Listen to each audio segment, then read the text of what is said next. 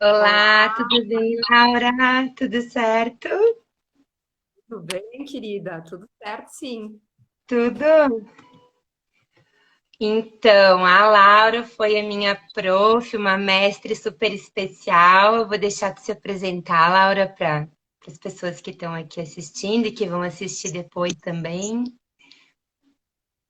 Então, tá. Bem, pessoal, boa tarde a todos. Então, queria agradecer a Elisângela por esse convite para hoje à tarde a gente conversar um pouquinho sobre a importância do brincar. Bem, eu sou psicopedagoga, tenho experiência há mais ou menos 20 anos na área da educação, atuando em diversos segmentos, enfim. E desde o ano passado eu iniciei a minha empresa que é a Brinca Comigo e que tem tudo a ver com a temática de hoje, assim, achei bem legal a gente poder falar a respeito disso, porque a minha intenção é justamente falar um pouquinho sobre o que eu acho importante, assim, com relação à questão do brincar, que a princípio parece que é um tema tão já falado, né? Nas escolas também, né? A importância do brincar, as famílias, né, também já sabem, é importante brincar. Mas será que de fato as nossas crianças em 2020, né? Estamos no ano de 2020, será que as nossas crianças estão brincando, de uma forma assim saudável, né? Então, a ideia hoje seria conversar um pouquinho sobre isso, ter uma reflexão. E será que elas estão sendo vistas, né, Laura? Acompanhadas? Quando a gente entra nessa temática, assim, eu fui escrever também algumas coisas que eu queria, não queria deixar passar, e aí a gente começa a pensar, né? ah, Será que os brinquedos estão sendo adequados? Surge tanta coisa, né? Tem tanto assunto para falar sobre isso, né? É verdade, tem. Eu também fiz um roteirinho aqui que eu até te passei antes, né? Para a Sim. gente refletir sobre algumas coisas que o tema já é bastante falado, assim, mas a nossa proposta hoje é olhar algumas questões que talvez ainda não aconteçam no brincar das crianças, né? Apesar de ser algo assim, talvez óbvio, mas nem tanto, na verdade, né? Depende de quem está olhando para o brincar, né? Porque daqui a pouco, para algumas famílias, brincar seja bom, tem um monte de brinquedos no quarto, tá ok, tem tablet, tem TV, tem videogame, então tá tudo certo com o brincar do meu filho, né? Mas não é bem assim, a gente precisa ficar atento a algumas questões com relação ao desenvolvimento das crianças, né? Então a gente vai falar um pouquinho sobre isso hoje. Sim, e até o que a gente oferece para eles brincar, né, Laura? Porque eu sempre comento aqui até com os pais que a gente orienta, assim, como eu dou oficina de educação emocional, então a gente sempre passa algumas orientações no fim, né? A gente atende os pais e conversa. E eu sempre digo para eles, assim, que é uma coisa que me incomoda muito, é o brinquedo vazio, sabe? A gente, quanto pais, assim, até eu já cometi esse erro de ir numa loja comprar um brinquedo que não oferece nada. Eles custam uma fortuna e não oferece nada para a criança, né? Além, a criança acaba não tendo muita interação, ele praticamente, às vezes, os brinquedos brincam sozinhos, e a gente teria tantas outras possibilidades com brinquedo mais desestruturado ou com alguns brinquedos mais pedagógicos, né, que a gente pode oferecer para eles, enfim, né? Mas a gente vai falar também sobre isso, né? E isso é uma das coisas que eu admiro no teu trabalho do Brinca Comigo, por causa do material também que tu utiliza para as crianças brincarem e criarem, né? Uhum. Isso, a proposta da Brinca Comigo é fazer um resgate de um brincar mais simples e com materiais não estruturados. O que seriam esses materiais não estruturados? É conseguir olhar para um rolinho de papel higiênico e enxergar uma possibilidade de tantas coisas para serem feitas, né? Porque, na verdade, isso que tu estava mencionando sobre os brinquedos, né? Na verdade, assim, o que que se percebe com relação aos brinquedos?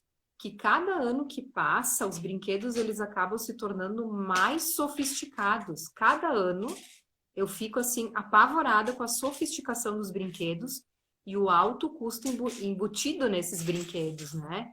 Então tem profissionais pensando assim uma forma de agregar valor, digamos assim, ao brinquedo, mas é importante nós estarmos atentos, nós pais, que na verdade é um equívoco pensar que eu comprando um brinquedo que custa R$ 560 para o meu filho, ele vai se desenvolver, ele vai ser uma super criança porque ele tem um super brinquedo. Então, não é por aí que as coisas acontecem, né?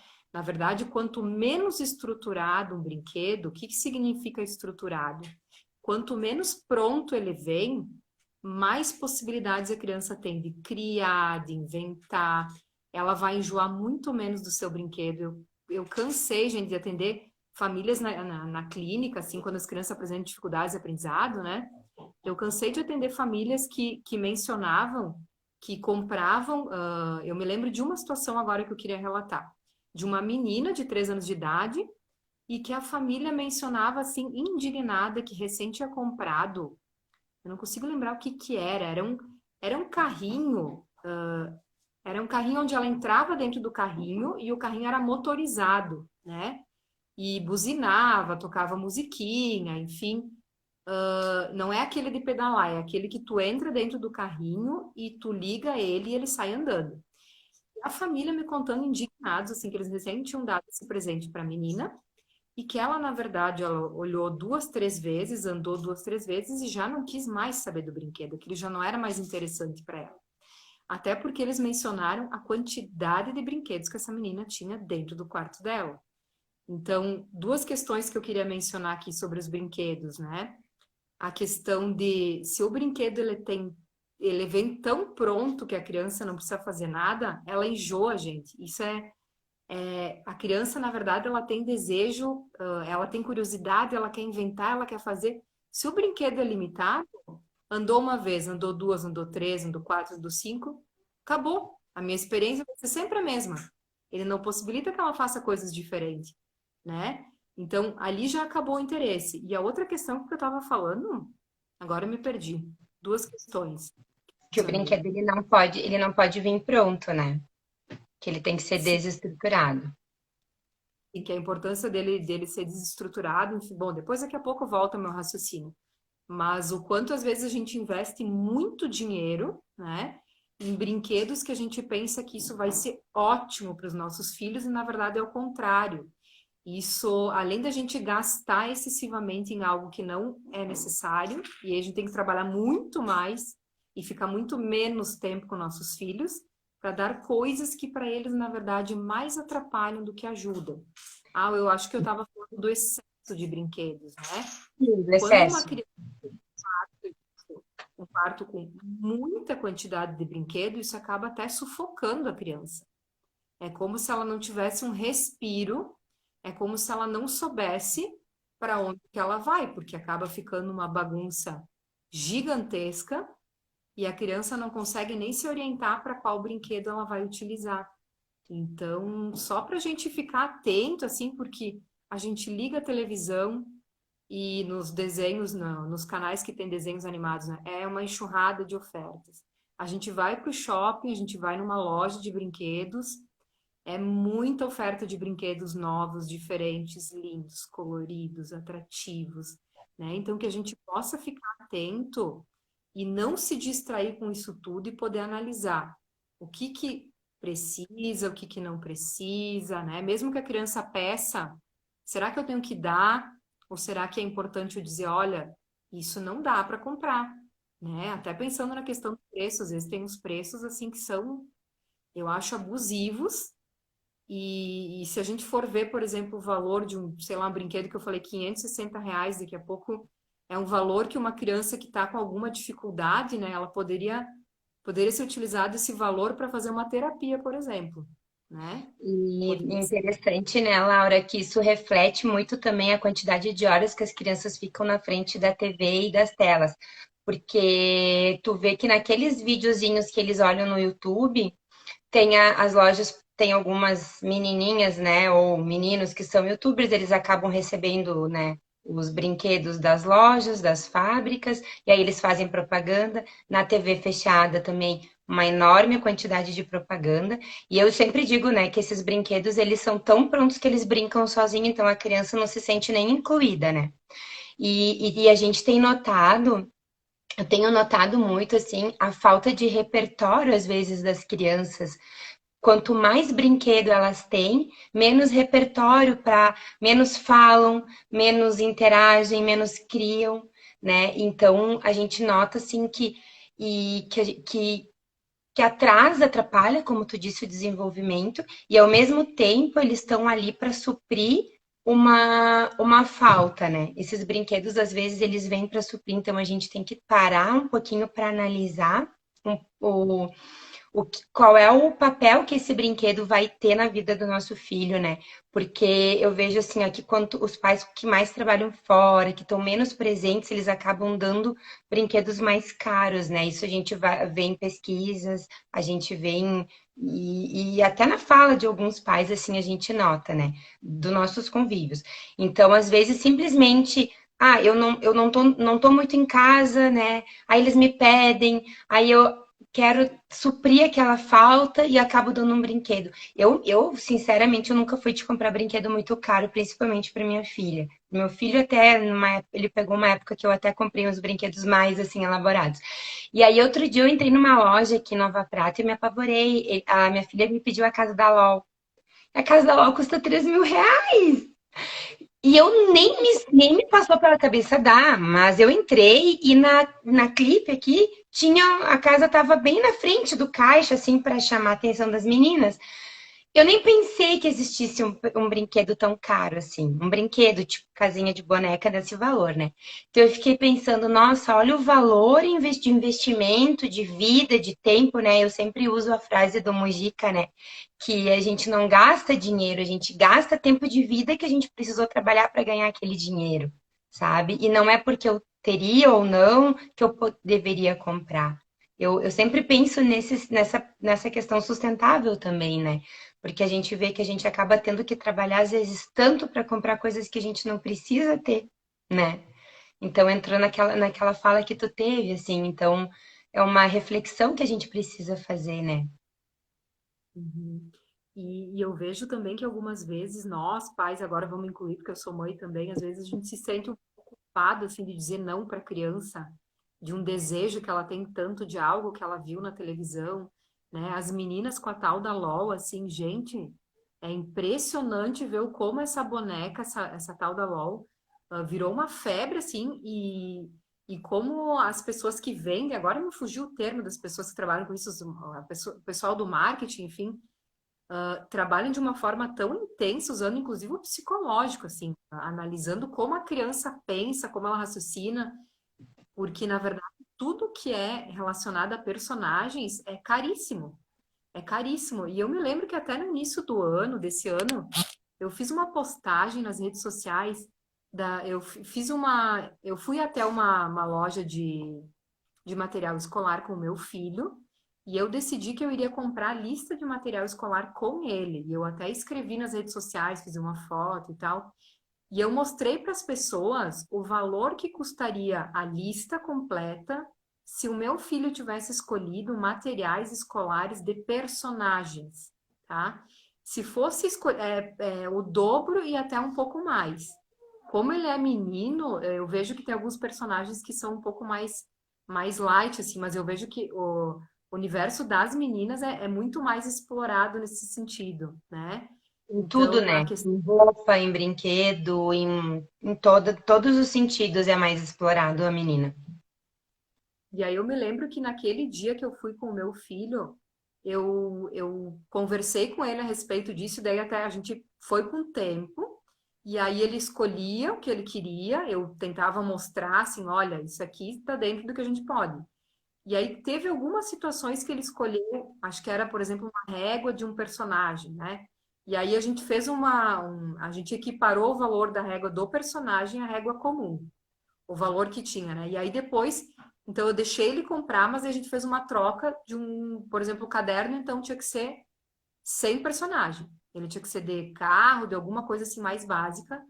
E aí, por que que eu tô comentando isso? Porque isso a gente consegue fazer com as crianças, essa negociação.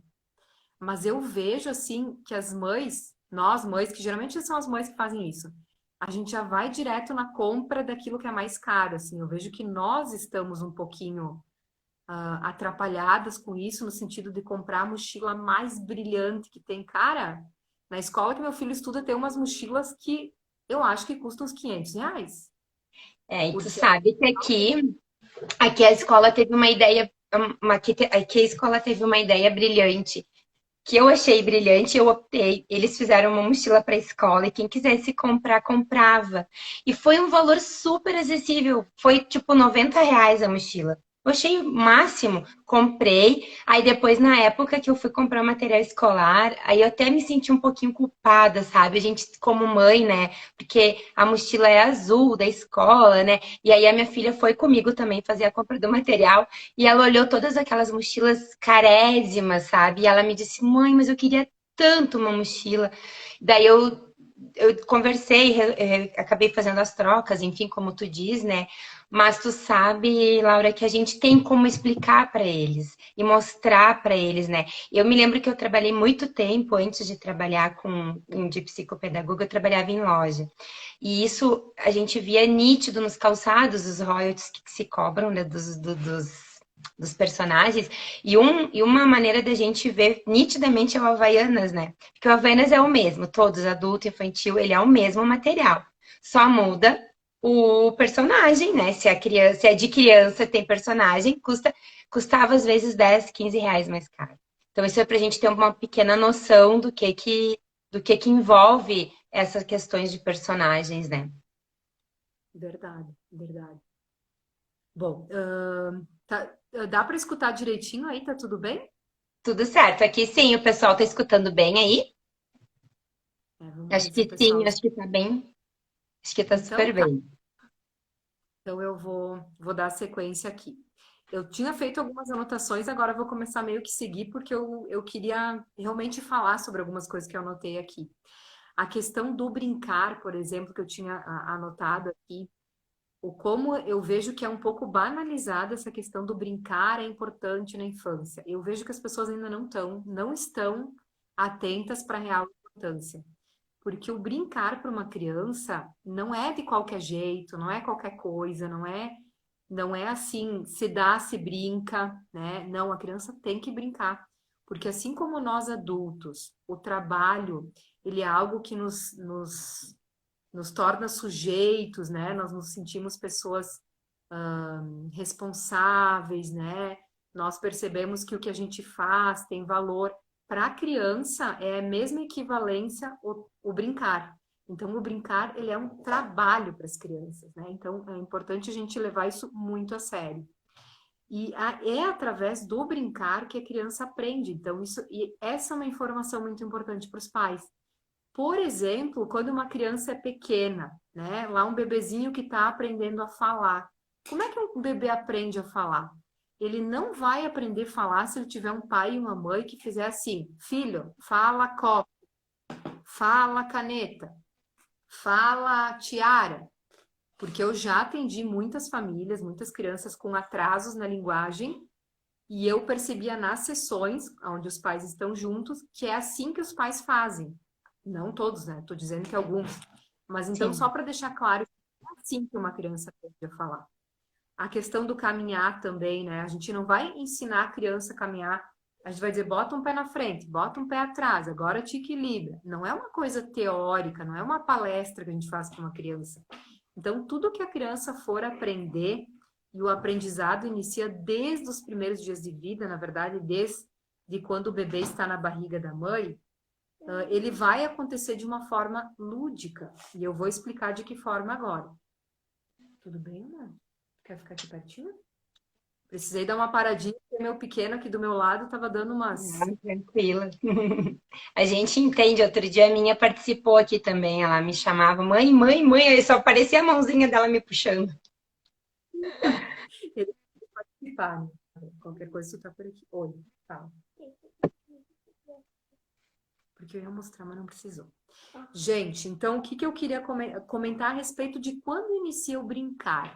Eu acho isso fantástico a gente analisar isso, porque o brincar ele não é inato, gente. Ele não, a criança nasceu e não é que ela vai sair brincando.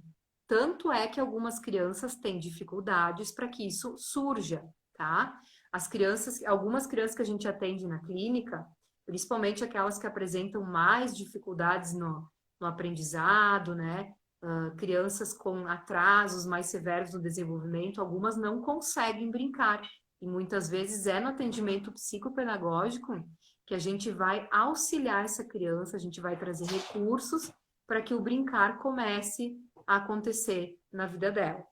Eu fiz aqui anotações a respeito do início do brincar na vida de um bebê, para a gente poder entender como é importante a gente estar atento a respeito de como ele vai surgir na vida de uma criança.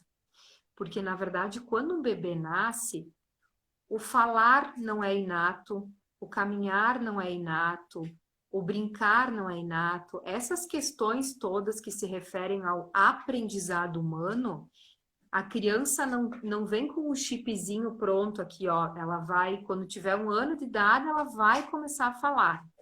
Quando ela tiver 7, 8 meses, ela vai se interessar por brinquedos. Isso não se dá de uma forma automática. Ela vai precisar contar primeiro com um ser humano, que no caso seria a função materna, quando o bebê é bem pequenininho, é que vai iniciar esse brincar, essa ludicidade, essa linguagem, né? Convocando a criança para este brincar que mais tarde vai surgir. Então, eu até fiz uma pequena listinha aqui, que eu vou tentar falar de uma forma bem prática. Qualquer coisa, tu vai me ajudando aí, Sim. Elisângela. Eu coloquei assim, ó, que o bebezinho, logo que ele nasce, assim, quando a mãe, ela tá bem emocionalmente, quando ela tá conseguindo estar inteira com o seu bebê, no momento que a mãe vai trocar a fralda do seu bebê, ela vai trocar a fralda e ela não troca de uma forma mecânica. Ela não vai lá, pegou aqui, tô com o ursinho aqui, peguei, vou lá, troco, tá. Nem olha direito para a criança, troca a fralda, bota lá e tal, depois, né? Depois segue. Se a mãe está bem emocionalmente, ela vai, durante essa troca de fralda, durante o momento do mamar, durante o momento do banho, ela vai estar brincando com essa criança, ela vai estar falando, mesmo que ela não entenda que falar com um bebê é importante. Mas Vai é estar algo que ela não. usando estímulos, né, Laura? E essa brincadeira causa estímulo e espelha, a criança se espelha nisso, né? E que as coisas começam a acontecer. Por isso que quando algumas mamães passam pela depressão pós-parto, por exemplo, opa, uma gatinha passando pela tela. Ai, meu Deus. Quando as mamães passam pela depressão pós-parto, a gente observa que algumas não conseguem fazer essa interação com o bebê, por isso da importância delas terem essa ajuda, para que Ok. tão logo possível consiga se conectar com o seu bebê, porque é ali que tudo inicia. Então a mãe troca a fralda, a mãe, o pai, enfim, né? Mas a função materna especificamente no início mais com a mãe relacionada a essa questão dessa linguagem que vai se estabelecer. Então ela troca a fralda e ela brinca, e ela morde o pezinho, morde a barriguinha. Ai, meu bebezinho, minha barriguinha gorda, morde a mãozinha. Dali um pouquinho, de tanto a criança experimentar essa sensação com a mãe, esse contato com a mãe, aos pouquinhos a criança vai percebendo, opa, eu tenho um corpinho aqui, né? Então ela vai descobrindo o seu corpo, porque isso também não é algo automático, né? Então ela vai olhando a mãozinha, começa a mexer o pezinho na hora da troca da fralda, quando ela tá deitada no chão. Aí ela começa a erguer o pezinho, tentar colocar na boca, começa a mexer a barriga, possa fazer cosquinha nela e bota a mãozinha na boca. Então ela começa a brincar com o próprio corpo, né? Depois que ela já experimentou bastante isso, e a mãe estiver atenta e começar a oferecer objetos para a criança, um mordedor, uma bolinha, sempre brinquedos o mais simples possível, né?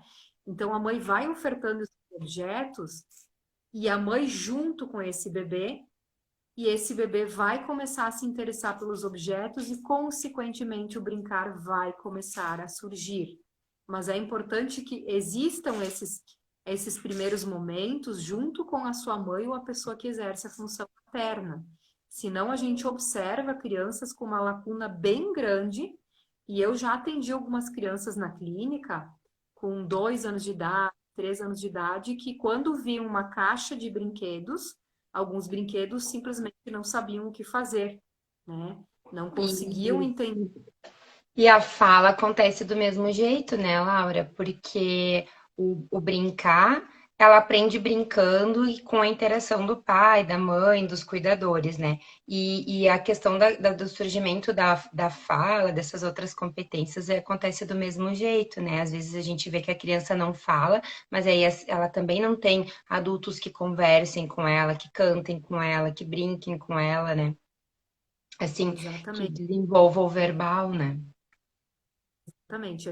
Eu já acompanhei também alguns casos de crianças com atrasos na linguagem e quando conversando com a família relatando, né, que quando a criança era muito pequena, bebezinha, se colocava naquelas cadeirinhas que geralmente as escolas de educação infantil têm, as creches, onde tu põe um cinto e fica se balançando, né? Então ela fica ali, a mãe fica balançando com o pé e a televisão ligada para a criança.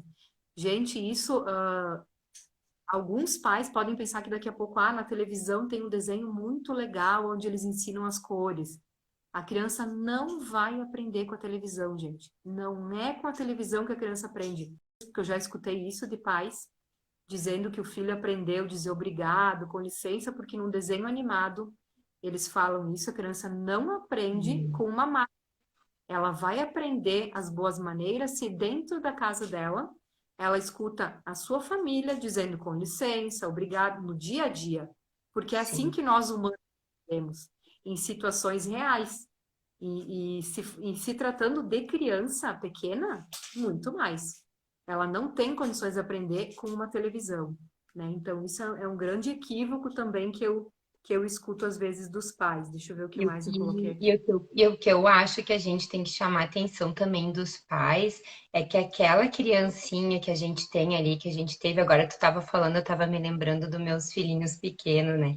Então, a gente tem que pensar que eles são um serzinho que está em desenvolvimento e que a todo momento a gente está mudando o cérebro dele, a gente está acomodando mais conhecimento, acomodando mais, agregando mais o repertório deles, né? Então, às vezes a gente fala assim, agora que tem inúmeros estudos da neurociência, então a gente fala sobre os neurônios de espelho, né? E a gente fala que até os 3 anos de idade, 2 anos e pouquinho ali, então é o período de boom no desenvolvimento, né? Então ofertar mais coisas para eles, né? Eu sou muito apaixonada pelo trabalho da Maria Montessori. Eu acho que eu até tenho um livro aqui comigo que eu estava lendo que traz muito, né? Então, a gente oportunizar a criança a ter contato, a desenvolver, a dar oportunidade de aprendizagem para a criança, né? Acreditar nela, na autonomia dela, e através disso, dessa atitude, a gente vai criar eles seres mais empáticos, porque a gente vai ter a paciência de esperar ele fazer uma coisa que a gente faria em segundos, né? Então, e eles se sentirem pertencentes, né? Porque às vezes a gente também tem uma casa toda inacessível para nossa criança e a gente passa o tempo inteiro xingando, brigando, não costa nisso, não mexe naquilo. Eu queria muito falar sobre isso, Elisângela. Eu tenho anotado aqui, ó, que eu fiz uma anotação aqui para os pais entenderem, os pais que estão nos escutando, né? Mas que tipo de brincadeiras, porque agora na quarentena eu tenho escutado muito nas redes sociais, ai, mas o que que eu faço com meu filho? Que brincadeiras? Desde o início da quarentena, teve um primeiro momento que eu pensei, não, eu vou preparar umas brincadeiras, mas para mim não está fazendo muito sentido isso, porque o que que eu observo, assim, que eu acho que esse é o momento para as crianças respirarem, gente. Respirar no sentido chega de empurrar tanta coisa pronta para elas, né? Elas já têm bastante isso na escola, com a escolarização, que é cada vez mais, assim, bastante conteudista, né? Então, que elas possam, nesse período da quarentena, ficar em casa e descobrir no quarto delas, eu tenho certeza que se a gente deixar as crianças em paz, elas vão descobrir coisas que elas nunca fizeram dentro do quarto delas, né? Ou então na casa, podendo explorar o sofá, deixar a criança pular como se fosse uma cama elástica, né? Fazer coisas diferentes, pular em cima da cama. E eu tô falando isso porque eu sei que tem algumas famílias que não suportam essa ideia de uma criança pulando em cima da cama, mas Deus me livre, isso é uma coisa inconcebível. E eu não consigo entender o porquê. Porque vai. na cama, eu acho até que nem é isso que os pais pensam, acho que é pela agitação, eu não consigo entender muito É bem. pelo fato de acompanhar, às vezes, né? Até pelo fato de acompanhar, porque eu vejo assim, ó, que por que que também se joga tão pouco com as crianças, que o jogo de tabuleiro seria uma coisa tão legal de fazer em família, e eu trabalho aqui numa empresa que trabalha com isso, que é a ginástica cerebral, e a gente vê que as crianças não jogam, não sabem jogar e não sabem perder. E aí a gente nota que acreditamos que é pelo fato de ter que acompanhar às vezes, que não tem aquele tempo para ficar junto, entende? Às vezes tá ali na cama pulando, é difícil deixar a criança sozinha, então tem que acompanhar, né? Razão, tem razão. E aí eu queria falar sobre os bebês. Uma dica para os pais, assim, do que é importante para um bebê para ele se desenvolver de uma forma adequada. Vocês jamais vão me escutar falando de tipos de brinquedos, porque para mim isso nunca foi importante, nunca. Eu trabalho há 15 anos em clínica com crianças com dificuldades de aprendizado. Os brinquedos assim específicos para tal atividade, nunca fui no meu ponto, para mim, para o meu trabalho, isso nunca foi importante. E o que eu gostaria de mencionar aqui, o que eu considero, eu, Laura, considero importante para os bebês que estão dentro de casa nesse momento de quarentena, que a gente deixe essas crianças explorarem a casa, porque a casa para um bebê, eu não sei se você se lembra quando a gente era criança, quando a gente olha, quando a gente olhava para uma casa e a gente achava ela gigantesca. Não sei se você já aconteceu isso. E aí a gente se torna adulto, a gente olha para a mesma casa, seja nossa, de um vizinho, de um lugar que a gente passa agora e pensa, cara, como é que essa casa não é tão grande quanto era aos meus criança? Para um bebê, gente, uma casa, um apartamento, por menor que seja, é um parque de diversões. Então, eu acho que isso é uma boa notícia que eu trago para os pais nesse período de quarentena, que devem estar se perguntando o que fazer com meu filho. Se o seu filho é um bebê, simplesmente deixa ele explorar a casa. De que forma? Se o bebê já engatinha, pois vamos ficar perto desse bebê e deixar ele fazer, deixar ele explorar. Aonde que ele quer mexer? Ele quer numa gaveta? Pois bem, vai lá na gaveta. Vamos permitir isso, gente. Porque essa frase que tu mencionou agora há pouco, Elisângela, isso não pode, para com isso, não faz aquilo. Gente, isso dentro de algumas famílias é quase que um ritual e é algo que algumas crianças escutam constantemente. E isso é podar, gente, o desenvolvimento, é podar a questão cognitiva das crianças, a inteligência. Criatividade. É, eu sempre digo para as famílias assim que as crianças não deveriam ouvir o que elas não podem fazer, elas teriam que ouvir o que elas devem, o que elas podem, né? A gente dá ideias e não dizer, porque eu tenho uma professora que ela diz, né, que se eu disser assim para vocês não pensem num chapéu, o que que todo mundo vai pensar? Num chapéu. Numa criança, quando a gente pegar e dizer para ela assim, não mexe naquilo ali na estante que a mamãe não quer. Ela, de repente, nem estava prestando atenção naquilo, mas aquilo ali chamou a atenção dela agora que a gente falou, né? Então a gente tem que ter esse cuidado. Eu me lembro que quando meu filho nasceu, a gente tem, logo que eu acho que é importante os pais estudarem para ser pais. Isso é uma coisa que depois que eu fiz a minha pós, que eu comecei a trabalhar nesse universo, eu tenho para mim como um mantra, né? Então eu acho importante. Quando eu tive o meu filho, na época, eu me lembro que eu tirei tudo que ele pudesse quebrar, enfim, que ele pudesse. Aí me disseram assim: ah, mas não é tu que tem que adaptar a casa tem que se adaptar. E eu já acreditava que não, que eu tinha que me adaptar à nova rotina, que quando fosse importante eu colocaria de volta. Então a gente tem uma pressão também das outras pessoas que também não entendem muito em cima da criança, né? Então a gente ouve muito palpite. Ah, não, mas ela tem que se adaptar. Não, tu não pode deixar. E parece um pouco permissivo a gente retirar algumas coisas da casa ou transformar a casa, né, para a criança, para se tornar mais acessível. Porque, afinal de contas, a criança mora na casa, ela faz parte da casa, ela precisa se sentir pertencente. E no momento que a gente tem uma sala ou um local que ela não pode utilizar, que não pode mexer, não tem sentido para ela, né? E tu sabe que eu estava pensando na tua fala agora, inclusive a questão, como é que uma criança vai aprender? Desde muito cedo, desde bebê. Não quando a gente vai lá e tira tudo, ou então ela vai encostar, a gente bate na mão dela. A gente tem que deixar ela experimentar, chegar perto, e aí, aos pouquinhos, ir falando, gente. E isso funciona porque eu experimentei com meu filho. Quando meu filho era bebê, foi assim que eu fiz, e eu fiquei muito feliz, assim, de perceber que tudo que eu tinha estudado até então fazia totalmente sentido na prática, porque de fato isso é possível. O bebê aprende desde muito cedo, as coisas que ele pode e não pode, desde que ele vai experimentando.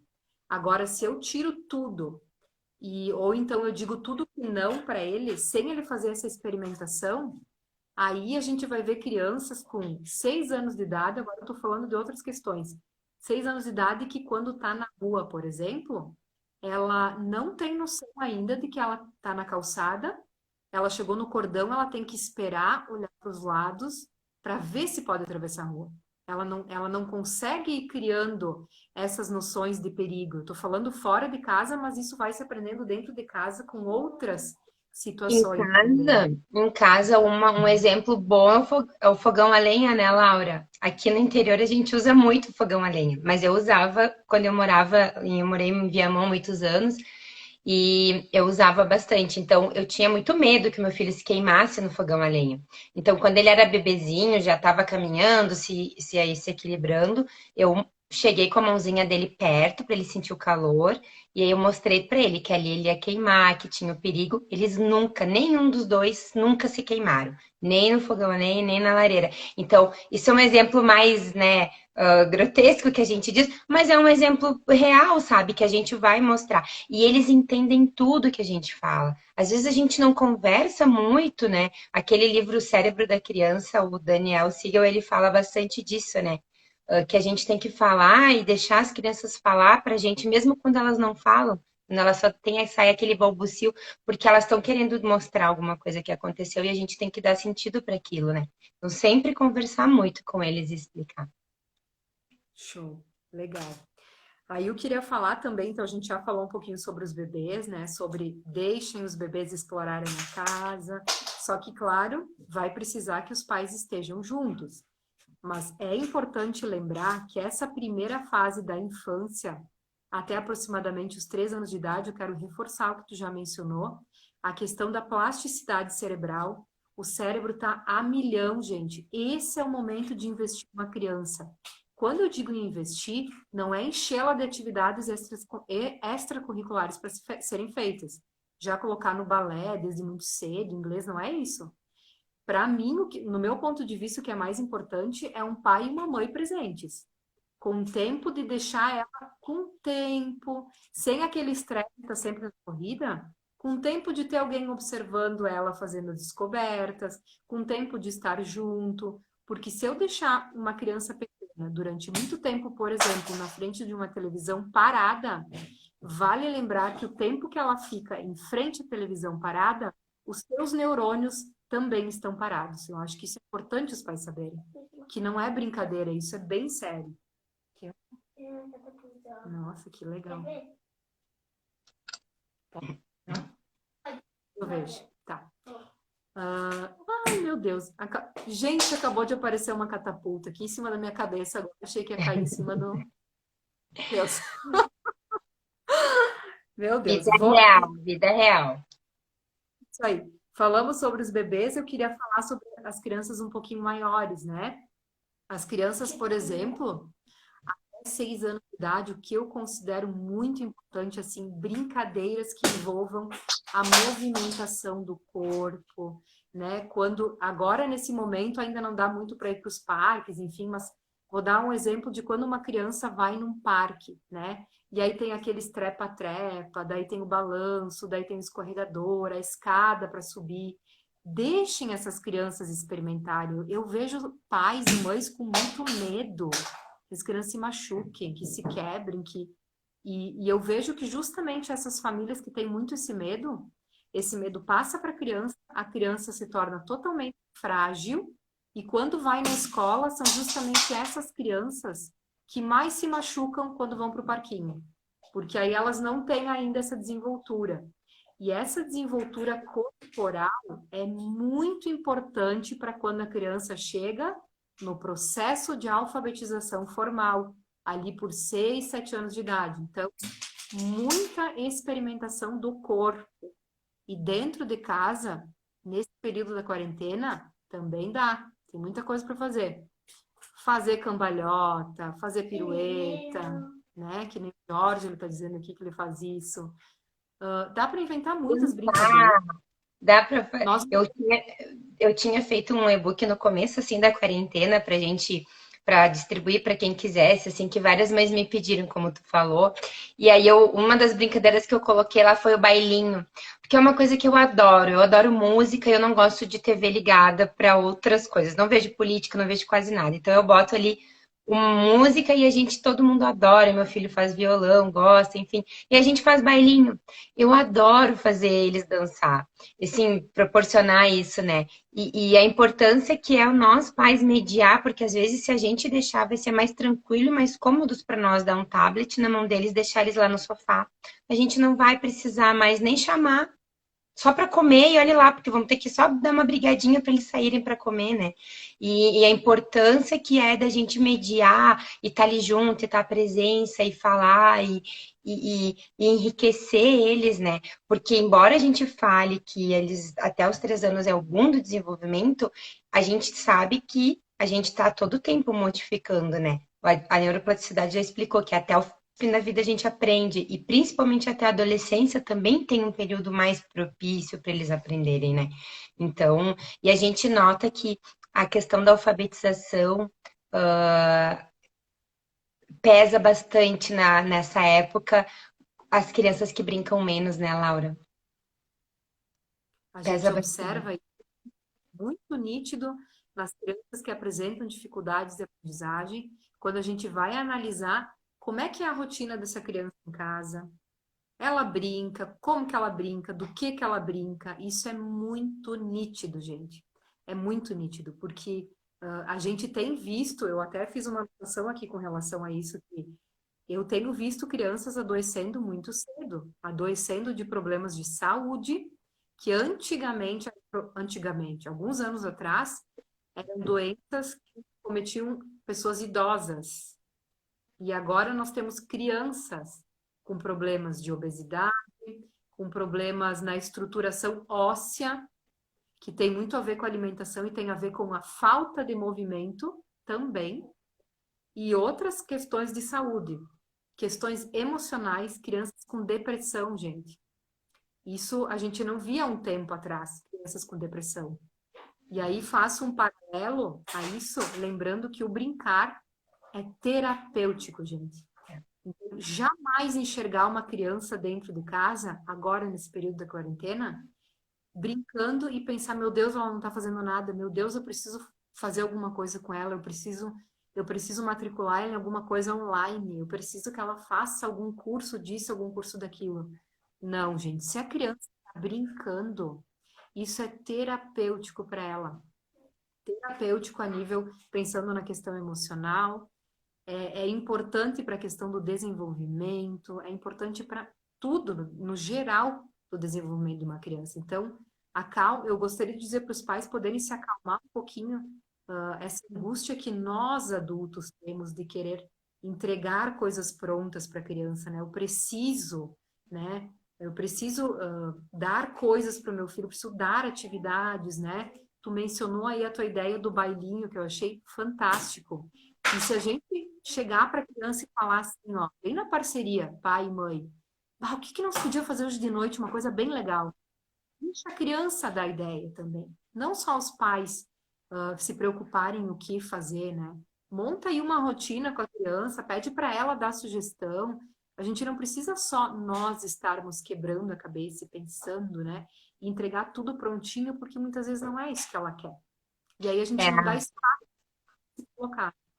isso é verdade. Aqui a prof. Beatriz colocou que a capacidade de atenção se desenvolve através do brincar, nada mais sério que crianças brincando. Então a gente vê quando eles estão brincando aquela atenção concentrada, né? E aí eu vi hoje uma psicóloga dizendo que não é pra gente chamar a criança. Oi, Jorge! Tudo bom? Que não, que é pra gente interromper o mínimo possível, né? Às vezes a criança tá ali concentrada e tá o pai e a mãe chamando. Ai, vem fazer tal coisa, não faz, sabe? Então a gente intervir menos, a gente precisa ter aos poucos ir se tornando desnecessários, né? Mas e outra coisa que a gente observa muito, Laura, é que através do brincar a gente vê como que a criança tá emocionalmente. Porque às vezes a gente tá ali analisando a criança, tá ali brincando, mas ela tá brigando, ela tá xingando, ela tá. Opa, é um sinalzinho de alerta, tem algo que não tá legal, então a gente já tem que. Aí a criança, ou a criança tá ali brincando numa paz de espírito, então a gente tem uma noção de como que aquela criança tá, a gente espelhando o que ela tá fazendo ali na hora que ela tá brincando, né? Isso como tu diz, é terapêutico. Bem importante lembrar também, se tem pais nos escutando, que na clínica, quando a gente atende crianças, é através do brincar. Porque eu já escutei inúmeros pais que saíam, tiravam as crianças do atendimento psicológico e vinham buscar o meu atendimento psicopedagógico e vinham com essa queixa. Ai, tu sabe que lá na psicóloga queria, na Pra fulana de brincar. tal? Tava. Aí eu dizia para eles, eu sinto muito, mas Não aqui a gente vai brincar, verdade. Mas tu sabe, Laura, que isso eu. né? Aham, Tanto a isso, quanto no momento terapêutico. Vai se dar através do brincar. isso. E tu sabe que é isso que eu tô notando as queixas dos pais agora na quarentena. Porque as profs da educação infantil, elas estão mandando brincadeiras, elas estão mandando histórias, e os pais estão achando bobo. Sabe, tem alguns pais que chegam e querem que a criança aprenda letras, a contar, números, mas e como é que ela vai contar? Como é que ela vai aprender as letras? É através da brincadeira que a gente vai realizar com elas, através dos sons, através dos bichinhos, sabe? Então, proporcionar isso para elas, né? E a gente nota que a gente já viu isso, né? A gente vai brincar com a criança na clínica e já aconteceu comigo também. Os pais, eles levam o brincar como um banalizado, né? Meio banalizado na nossa área, assim, né? Uma perda de tempo, né? E na verdade não é. E a Antes gente. da... Oi, pode Vai, falar. fala. Não, eu ia dizer que quando a gente tem uma brincadeira, uma única brincadeira, ou um único brinquedinho ali na clínica, a gente pode explorar ele de umas 20 maneiras. Eu fiz um curso de autismo agora para trabalhar o Denver, e o Thiago, o Thiago lá do Instituto Farol, ele disse, se vocês não tiverem 20 brincadeiras com o mesmo, se você for brincar com um lápis, você tem que ter 20 maneiras de intervir com esse lápis, senão você não sabe brincar. E é bem isso, sabe? Quantas coisas a gente pode explorar no mesmo brinquedo. Verdade. Antes de seguir aqui com o meu raciocínio, que eu imagino que daqui a pouco a gente já tem que ir encerrando, né? Porque a live é só de Sim. 1 hora. eu acho. É. Eu estou muito feliz que a Beatriz Ferronato, né, psicopedagoga lá de Casca, está nos acompanhando. Querida, tudo bom? Que saudade de ti. Estou Ela é muito uma feliz que ela está. linda. Ela tá Sim, sempre aqui nas minhas lives. Ela é um amor. A minha madrinha. é? Que legal. Deixa eu ver o que mais que eu tinha para finalizar. Deixa eu ver o que mais, tá? A questão da recomendação, acho bem importante mencionar aqui com o pessoal com relação a tablet, celular, televisão. Existe uma recomendação da Sociedade Brasileira de Pediatria que comenta que até os 2 anos de idade que a gente não ofereça nenhum tipo de eletrônico para a criança. Não há necessidade de apresentar uma televisão, gente. Eu sei que em alguns momentos a gente pensa, não, mas ele vai ficar intertido, né? Às vezes corre-se o risco, gente, de a gente colocar um bebezinho ali de meses, que eu já acompanhei muitos casos. A gente coloca um bebezinho de meses de idade na frente de uma televisão, alguns ficam, alguns se acomodam aí, e os pais acabam achando isso tão cômodo que isso acaba entrando na rotina a criança fica muitas horas em frente à televisão, gente, isso acarreta um transtorno assim violento no desenvolvimento de uma criança, porque ela fica abandonada. Essa é a palavra que precisam entender, que é grave. A criança fica abandonada quando é um bebê em frente a uma televisão. Isso é abandono, é abandono. Então, é bom a gente não se acostumar com isso, porque corre o risco daqui a pouco a mãe perceber, o pai, né? Ah, tô trabalhando em casa, coloquei o bebê na frente da TV, ele ficou. Ah, daqui a pouco vai colocar na segunda, depois na terça, na quarta. Quando tu vê, entrou na rotina e tu se perdeu. E aí, quando tiver 2 anos de idade, tu vai procurar ajuda, porque o teu bebê começou a apresentar, ou melhor, não tá falando, não tá brincando ainda, e aí vai ter que buscar ajuda, né? E algumas vezes a gente observa que acarreta, assim, um transtorno bem sério no desenvolvimento. Bem É. sério mesmo. Então, é E a importante gente, o que tu falou, deixa eu só finalizar, depois falo. sim, O que tu mencionou, o quanto tu acha importante os pais estudarem para serem pais, eu concordo contigo. Porque a gente precisa entender minimamente o que uma criança precisa. Eu preciso ter consciência, quando eu vou ter um filho, que enquanto ele é bebê, eu vou precisar trabalhar menos. Eu tenho que ter essa consciência. Eu não tenho como, né? Eu, mãe, então engravidei, meu bebê nasceu. Bom, em 15 dias eu vou voltar a trabalhar, porque eu sou profissional liberal. Bom, e aí? E aí você teve um filho para quê? Para dizer que teve um filho. É importante entender o que que é um bebê de 15 dias de vida. Isso que eu estou falando é muito corriqueiro, principalmente com profissionais liberais, que daí não tem a questão da licença maternidade, quando tu tem uma carteira assinada, né? É muito comum acontecer com 1 mês de vida, a mãe volta a trabalhar e esse bebê passa a ficar todo dia com uma babá.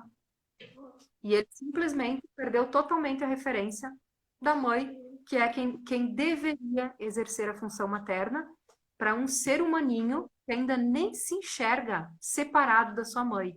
Então, olha a gravidade disso. Olha a gravidade que é para um bebê se deparar com uma mãe que não está disponível para ele, que ela tem que voltar para o trabalho. Então, que a gente possa entender, né? Acho que é importante a gente cada vez mais falar isso para as pessoas, para os pais, para aqueles que pretendem ser pais, saberem que por um tempo a gente precisa ter uma presença muito mais efetiva enquanto se tem bebês dentro de casa, né? Crianças pequenas. E gradativamente a gente vai voltando a um ritmo moderado de trabalho, né? Então, só queria deixar esse recado que eu acho que é bem e isso é importante. muito sério, sabe? Até a Bea colocou aqui, né, que isso é muito sério, porque eu fiz um curso ano passado e eu me lembro que eu teve uma instrutora de música que deu uma aula muito bacana para nós e ela disse que ela fica muito triste, se ela fez um curso nos Estados Unidos sobre música para criança, musicalização, que ela nota que essas músicas infantis também que tem Galinha Pintadinha e, né, são hipnotizantes para as crianças. Os pais colocam ali e deixam os CDs rolar, na época CD, agora, né, esses vídeos no YouTube, enfim, e fica rolando, rolando, rolando, e não agrega em nada e a criança fica. E realmente, cada vez mais, a gente nota, não só em casa, né, em restaurantes, a gente nota que as pessoas estão lá sentadas jantando e os bebezinhos estão lá no tablet, né? Então, isso é importante e precisamos ter um olhar muito atento para isso também. Uma coisa que eu acho que a família precisa é conectar através da brincadeira, sabe, Laura? Isso que era uma mensagem que eu queria deixar para os pais aproveitarem isso, porque esse tempo vai passar. Esse período que a criança está envolvida na brincadeira, que está envolvido com a família, vai passar. Então, a gente tem como compromisso e como obrigação em família de conectar, saber as preferências dos nossos filhos, né?